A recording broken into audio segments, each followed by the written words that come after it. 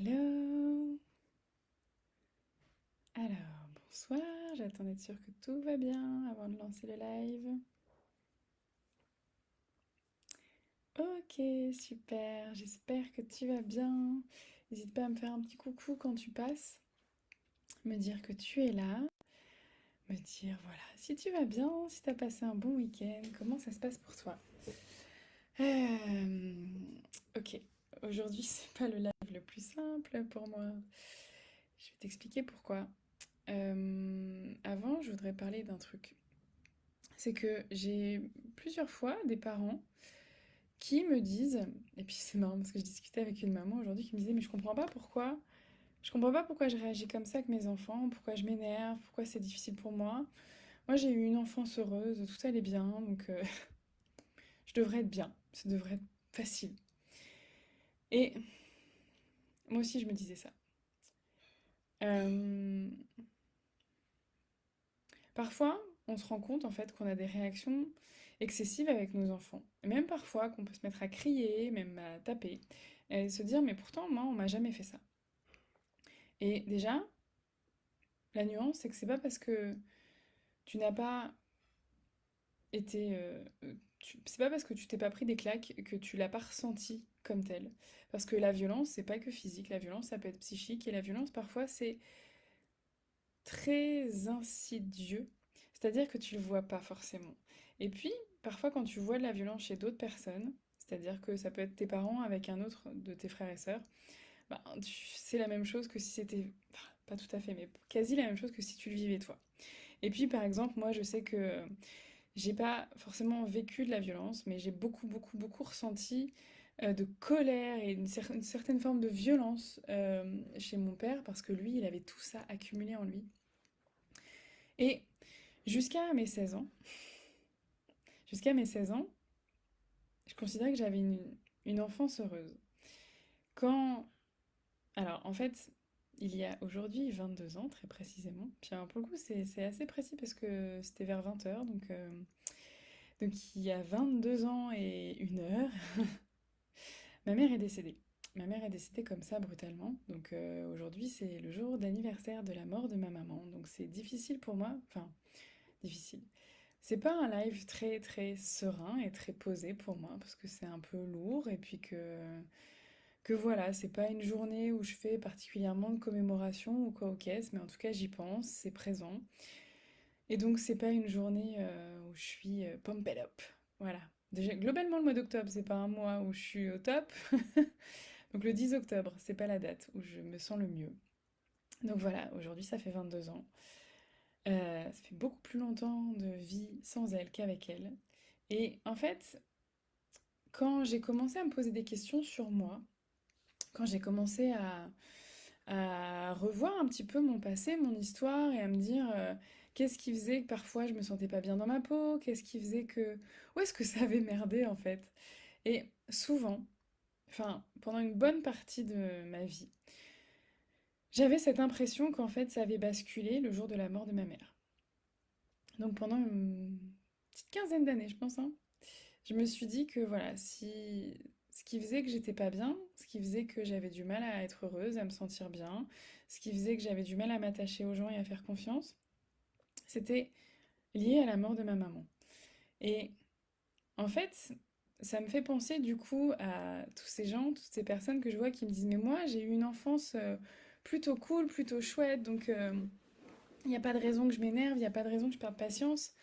Alors déjà, on est d'accord que parfois on perd patience, on s'énerve juste parce qu'on a un quotidien beaucoup trop fatigant, qu'on a trop de pression et que bah, rien que ça, déjà, ça augmente nos niveaux de stress et puis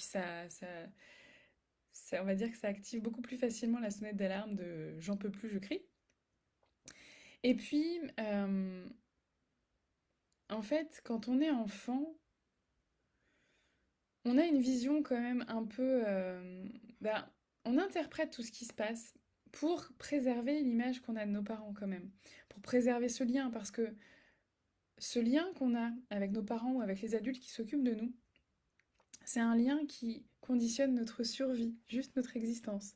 Parce que si petit on est abandonné par nos parents, et que personne prend le relais, ben, on est en danger de mort en fait.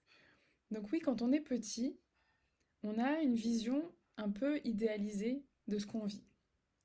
Même les enfants qui sont battus, ils se rendent pas compte en fait de ce qu'ils vivent. Et heureusement, parce que sinon, ce serait trop dur pour eux. Et c'est qu'après, en fait, quand ils arrivent à sortir de là, qu'ils peuvent changer de regard. Mais tant qu'ils sont dedans, ils peuvent pas. Et bien évidemment, on n'a pas tous eu une enfance aussi difficile que ça, même si, quand on regarde, on a quand même beaucoup de petits traumatismes et beaucoup de grands traumatismes pour pas mal d'entre nous. Mais moi, pour en revenir à mon exemple, qui j'espère vous apportera des clés, quand j'ai commencé à travailler sur mon rapport à ma parentalité, au fait d'être maman, à pourquoi je m'énervais sur mes enfants, j'ai commencé vraiment à détricoter les choses couche par couche. Et donc j'ai commencé par ce qui me stresse dans le quotidien, ce qui est difficile dans mon quotidien, puis je suis remontée un petit peu dans le temps, puis petit à petit je sentais que j'allais un peu plus en profondeur. Et au début, je m'arrêtais à la mort de ma mère, parce que pour moi c'était vraiment ce point de bascule qui faisait que j'étais pas bien, et que comme si avant tout était nickel, et qu'à ce moment-là ça n'allait plus. Même si j'avais quand même l'intuition qu'il y avait des trucs en dessous. Et c'est vraiment en allant plus profondément que je me suis rendu compte en fait que oui, j'avais eu une enfance sur le papier qui était chouette. J'avais une maman qui était plutôt souriante, plutôt agréable, qui s'est engagée dans plein de trucs, qui était là pour nous, qui travaillait pas, donc on n'allait pas au centre de loisirs, on n'allait pas au périscolaire, on avait des vacances plutôt chouettes avec nos parents ou nos grands-parents. Quand j'étais petite, j'avais mes quatre grands-parents, donc quand je vois que mes enfants, ils ont juste une grand-mère, ben voilà, c'est pas pareil. Donc oui, j'avais une enfance plutôt chouette sur le papier. Sauf que il y avait des choses qui me manquaient. Ces choses qui me manquaient, en fait, je m'en rendais pas compte quand j'étais petite et j'ai mis beaucoup beaucoup de temps à m'en rendre compte. Mais c'est quand je me suis rendu compte de ce qui m'avait manqué que j'ai réussi du coup à ben nourrir cette part de moi qui était en manque, en partie. Je dis la nourrir en... Ah, coucou Magali! Je dis en partie parce que, ben évidemment, j'ai eu besoin aussi de me nourrir de relations avec les autres pour continuer de remplir ça parce que j'avais besoin de me sentir aimée. J'avais besoin de m'aimer moi, d'apprendre à m'aimer moi. J'avais besoin de trouver ma place. Et ça, en fait, c'était pas lié à la mort de ma mère.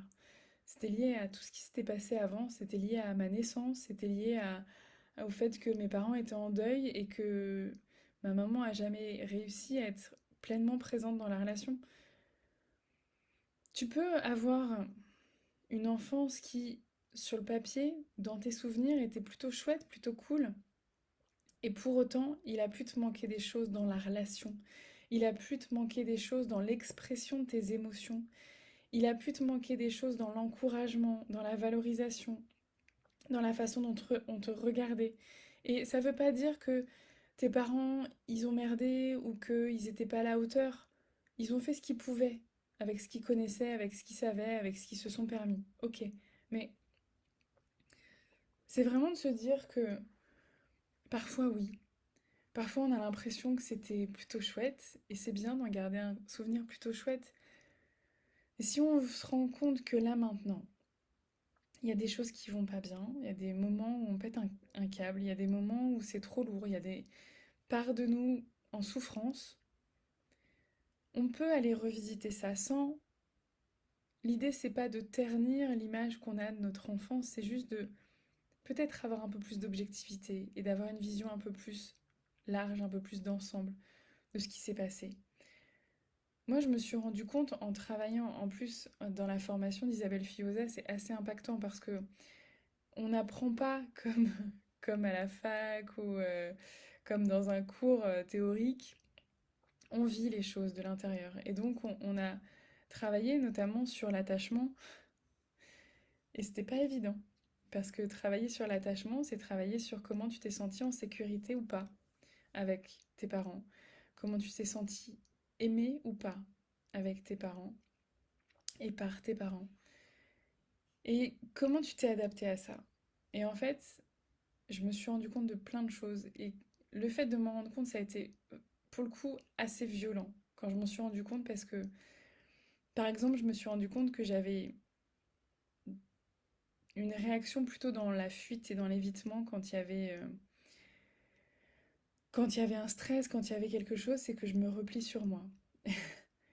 Et je me replie sur moi de façon assez forte, mais en fait, quand on se replie sur soi, quand on a une grosse détresse, un gros manque, un gros sentiment de solitude et qu'on se replie sur soi, en fait, ben, il y a peu d'espoir que ça s'améliore. Parce que on a besoin de l'autre à ce moment-là et on se prive de ce lien-là parce qu'on a peur que ça fasse mal. Et je me suis rendu compte de ça vraiment par cette formation, enfin, à de multiples endroits, que ma façon de réagir, ça allait être, bah tant pis. Tant pis, je peux pas compter sur les autres. Tant pis, j'y arriverai toute seule. Tant pis, de toute façon, bah voilà, je suis toute seule. Et c'est dur en fait. C'est vraiment dur de se dire ça. C'est vraiment dur de se dire que, de croire au plus profond de soi que personne sera jamais là pour nous.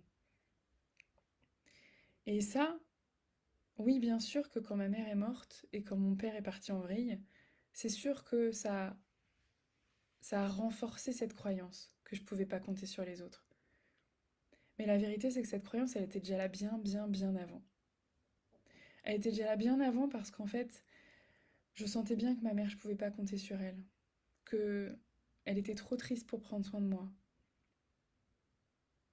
Que mon père, il était trop en colère pour être dans la relation, pour être avec nous. Et encore une fois, c'est pas de se poser des questions, est-ce qu'ils ont bien fait, est-ce qu'ils ont mal fait, est-ce que j'étais heureuse, est-ce que j'étais pas heureuse. De toute façon, tu peux pas changer ce qui s'est passé avant.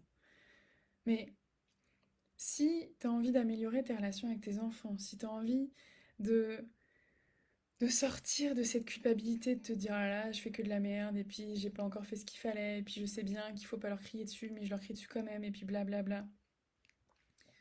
Si aujourd'hui tu te sens pas bien dans ta vie de maman, ben peut-être qu'une partie des réponses, pas toutes, parce que des réponses, il y en a à plusieurs endroits. Il y en a dans ta vie de famille, dans ton quotidien, il y en a dans la façon dont c'est créé, formé ta famille, tout ce qui s'est passé depuis la naissance de tes enfants et même depuis la naissance de ton couple. Mais il y a aussi une partie des réponses de ton bien-être d'un point de vue plus global qui viennent de ton enfance. Et même si tu as l'impression d'avoir eu une belle enfance, et c'est chouette d'avoir cette impression-là. Et oui, c'est pas de c'est pas de dire c'était pas bien ou que c'était pas aussi bien que tu le pensais. C'est juste d'aller voir, ok, qu'est-ce qui fait que là t'as des manques aujourd'hui? Qu'est-ce qui fait qu'aujourd'hui il y a des endroits où t'es pas bien, il y a des endroits où tu souffres, il y a des parts de toi qui s'expriment et qui montrent que il y a une carence quelque part. Parce que il y a que en allant voir ça que tu vas pouvoir savoir à quel endroit t'as besoin de nourrir ce qui te manque, à quel endroit il y a quelque chose à combler. Et puis de revisiter un peu ton histoire pour peut-être en tirer des conclusions différentes. Et parce que parfois, nos parents ont bien fait sur le papier, mais que nous, à ce moment-là, on a interprété ça avec une croyance qui ne nous aide pas aujourd'hui. Et parfois sur des choses toutes bêtes, toutes simples, toutes qui sont pas forcément mauvaises ou méchantes, mais parfois une petite réflexion ou plusieurs types de réflexions, une façon de s'adresser à nous, une façon de nous comparer, une façon de ne pas voir ce qu'on fait. Ça peut créer pas mal de manque de confiance en nous, ça peut créer pas mal de croyances qui vont nous limiter sur tout le reste et qui vont se réactiver quand on va être avec nos enfants. Voilà, donc n'hésite pas à me dire si ça te parle, si tu as envie d'en discuter, on peut en parler en privé, en messagerie. Tu peux me contacter sur Messenger ou sur Internet, sur mon site, ou même carrément prendre rendez-vous euh, pour un appel, pour discuter. Alors les appels téléphoniques, c'est vraiment réservé aux personnes qui veulent ah là là, j'y arrive pas, qui veulent s'engager dans l'accompagnement Nouveau Regard. Donc voilà, l'idée c'est vraiment ces créneaux d'appel, ils sont super chouettes. Ça dure 45 minutes, 1 heure, hein, donc c'est vraiment réservé aux personnes qui se disent, ok, moi j'ai vraiment envie de changer les choses, j'ai envie d'arrêter de culpabiliser avec mes enfants, j'ai envie de me sentir bien dans ma vie de maman, j'ai envie de me bouger les fesses, j'ai envie d'aller voir vraiment ce qui se passe pour moi. Et voilà, je sais qu'après, ça nécessite un investissement financier, ça nécessite un investissement personnel. Et donc, si t'es pas prête à ça, c'est pas la peine de prendre un rendez-vous téléphonique. Voilà, ça sert à rien, ce sera pas efficace. Par contre, on peut toujours discuter en privé sur des petites choses, et puis si tu as des questions sur ça, on peut en discuter. Il y aura lundi prochain, le 18 octobre, le live avec Baya Bejawi, qui est une de mes collègues coach, qui est spécialisée sur les enfants à TDAH. Et du coup, on va parler de ça, de comment... voilà, qu'est-ce qui nous fait poser la question de est-ce que mon enfant est TDAH? Comment je fais pour l'accompagner? Comment je fais pour le diagnostiquer ou pas? Et comment je fais pour m'en sortir dans mon rôle de maman? Voilà. Pour assister au live, par contre, il faut être dans le groupe Facebook Nouveau Regard sur ma vie de maman. N'hésitez pas à me faire un petit commentaire quand vous aurez vu ce live. Je vous embrasse et puis je vous dis à très bientôt. Ciao.